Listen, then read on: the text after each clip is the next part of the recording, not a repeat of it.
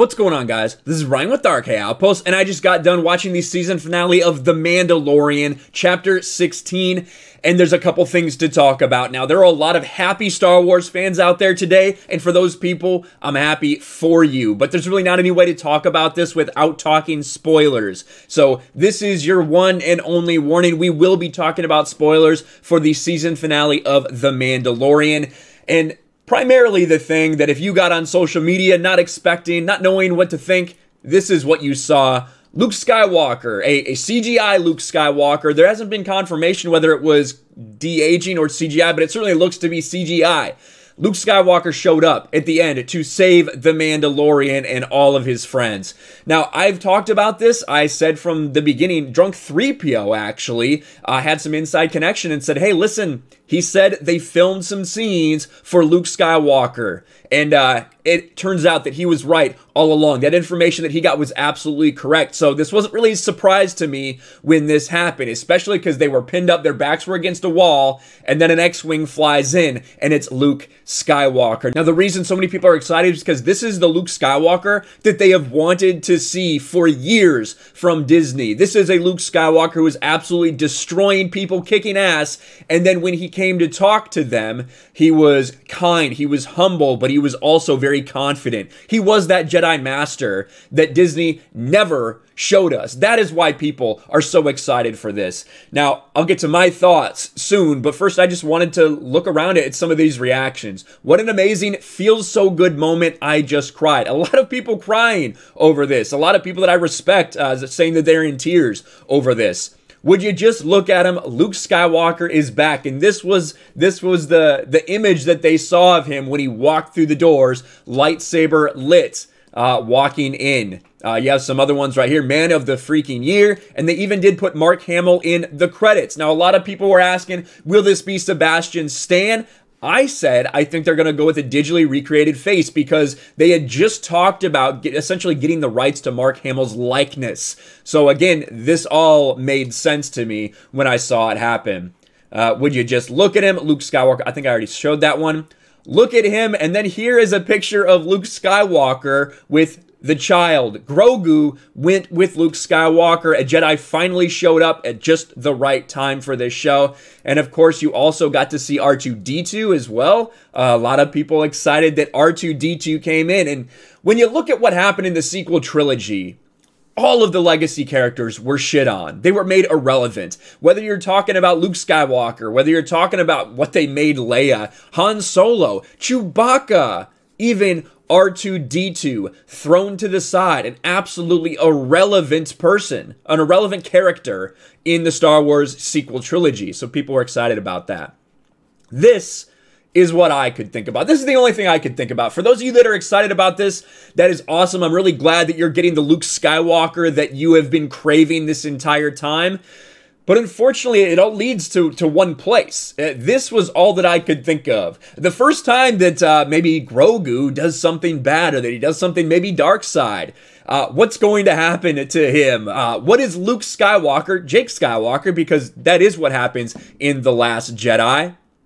Does he die when the temple gets destroyed by Snoke and Kylo Ren? Is Kylo Ren going to murder Grogu? Is Kylo Ren going to murder Baby Yoda? Or is maybe Luke Skywalker just going to take a swing at him because he had a dream? Because this is where the saga goes. This is where Disney canon goes. I know there are a lot of people that want this not to be the case, that want to believe these rumors about the sequel trilogy being rebooted. It might happen. I'm never going to say never. Maybe this is the catalyst. Maybe they see people's reaction to the true Luke Skywalker and they decide, wow, we really need to do this.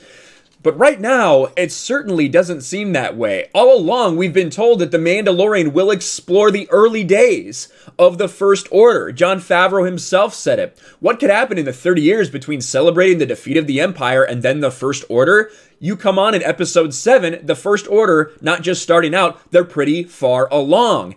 And especially with things that we discovered in this episode, it certainly seems like those clones, it might be some precursor to Snoke. I was hesitant about that at first. I really thought it was going to be about the Dark Trooper project. It seems more and more likely that is going to be some exploration, the early days of maybe them trying to create Snoke. I don't think anyone wants that, but that certainly is the route that they're going. And when you're talking about, oh, they don't have any plans for anything after the sequel trilogy. Well, Rogue Squadron movie was just announced. A lot of people thought that that was going to be set somewhere around the original trilogy. Rogue Squadron and the next chapter of Star Wars. But when you look at what we've been told about this from the official Star Wars website and from Kathleen Kennedy herself, the story will introduce a new generation of starfighter pilots as they earn their wings and risk their lives in a boundary-pushing high-speed thrill ride and move the saga into the future era of the galaxy. It certainly seems like they intend for this to be set after The Rise of Skywalker, something that went really under the radar for a lot of people on all the hype of the announcements for Disney Star Wars. So again, that is the future. That is where this goes. And it's so sad. That's really what this is to me. For a lot of people, I think they're looking at this like, wow, this is a look that we could have gotten, that we should have gotten. They're giving you a taste of it, but what is that going to be in the long run? Is it just going to end up being Jake Skywalker in The Last Jedi? Right now, as far as I'm concerned, that is the route that Disney is taking. Now, one other thing happened as well that is really important, and it's based off of this. Discussing film, a new spin-off from The Mandalorian titled The Book of Boba Fett will release in December 2021. Now, if you stayed for the post-credit scene, because now Star Wars is Marvel, Star Wars now has post-credit scenes, you saw Fennec Shand and Boba Fett going back to Jabba's palace where Bib Fortuna was evidently sitting on Jabba's throne all of this time in the aftermath of Return of the Jedi. Now, he killed everybody there, and then he sat down. And it was announced The Book of Boba Fett coming December 2021. Now, if you remember, we were told that Season 3 of The Mandalorian is supposed to premiere December of next year, so 2021 as well. There have been so many rumors going on right now about the Boba Fett series, about The Mandalorian. A lot of them tie back into the things that everyone has denied, that Pedro Pascal has denied, that there was any kind of friction at all. Remember the details about that story. The fact that Jon Favreau and Dave Filoni said, well, we can go in a different direction. We can replace you. Now, this is happening, the Book of Boba Fett. And when you look at the reports, this is the important part.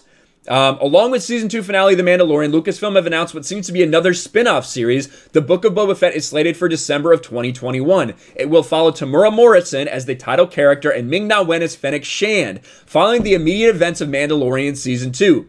The focus seems to be on Fett retaking the criminal underworld. It is currently unclear whether this is a whole new show or a change of focus for Season 3 of The Mandalorian. The latter was initially announced to debut next December, and it's very unlikely for multiple Star Wars programs to air concurrently on Disney+. We will provide updates when information becomes more clear. That is why I think we didn't get an announcement of the Boba Fett series. That is what I said the entire time. It really seems like maybe that might be, he might have a big role to play in Mandalorian Season 3. That is what it seems like to me. And when you think about it, the Book of Boba Fett, the fact that The Mandalorian has been done in chapters in a book make a lot of sense. I'll say it right now. I think that the Book of Boba Fett will be Season 3 of The Mandalorian. When you think about all these things that went on behind the scenes, whether you believe Pedro Pascal's explanation about, oh no, we're all in this together, there was never any conflict or not, it definitely seems like a lot of the stuff that's coming out of there about a shift in focus, about potentially using Boba Fett instead, seems like a lot of that was accurate. All in all, a lot of people are very excited about Star Wars right now, and I'm not here to take that away from you. I wish that my memory was that short, but unfortunately, the first thing I thought of when I saw Luke Skywalker take Baby Yoda was, well, how's Baby Yoda going to die? Is he just going to be hidden just like they said he was from the initial Jedi Purge? Is that what's going to happen? Luke Skywalker actually hit him, and he survived through everything. That'll be the future of Star Wars as well. Maybe. Who knows at this point? Let me know your thoughts about the season finale in the comments below. Smash the like button, subscribe to the channel, ring the bell for notifications, share this video out there, and I'll talk to you later. Thanks for watching, everyone. And a huge shout out to my patrons. I appreciate you guys so much. Want to follow me on Twitter or Instagram? Check out the description below. You'll find links to my P.O. box and my Patreon as well. And I'll talk to you guys later.